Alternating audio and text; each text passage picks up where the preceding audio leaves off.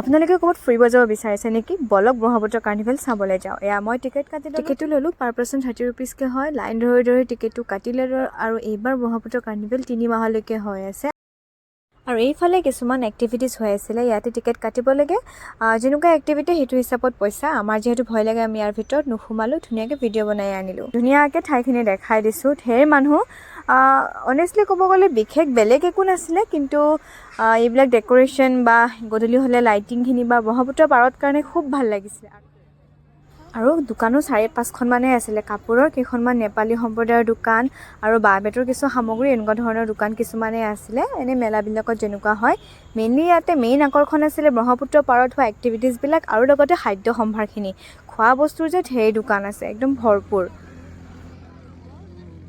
আৰু মোৰ ইমান ভাল লাগিছিলে, খোৱা ঠাইখিনি যে ইমান ধুনীয়াকৈ সজাই দিছে। ধুনীয়াকৈ বহি আপোনালোকে মনোৰঞ্জন ল'ব পাৰে খোৱাৰ। আৰু বিভিন্ন আমাৰ থলুৱা খাদ্য সম্ভাৰ, লগতে বেলেগ বেলেগ যেনেকৈ পোলাও, বিৰিয়ানী, ম'ম', চলে ভটোৰে, সকলো ধৰণৰ খাদ্য ইয়াতে পোৱা গৈছিলে। আমি অৱশ্যে ইয়াতে খোৱা নাই, আমি বাহিৰতে খালোঁ। আমি যিখিনি সময় আছোঁ ধুনীয়াকৈ ঠাইখিনি এক্সপ্ল'ৰ কৰিবই চেষ্টা কৰিছোঁ। সন্ধিয়া হোৱাৰ লগে লগে যে এই ব্ৰহ্মপুত্ৰ পাৰটো ইমান ধুনীয়া হৈ গ'ল, একেবাৰে এৰি আহিবই মন নাযায়। ইমান ধুনীয়া ডেক'ৰেশ্যন কৰিছে, ৰং বিৰংগী।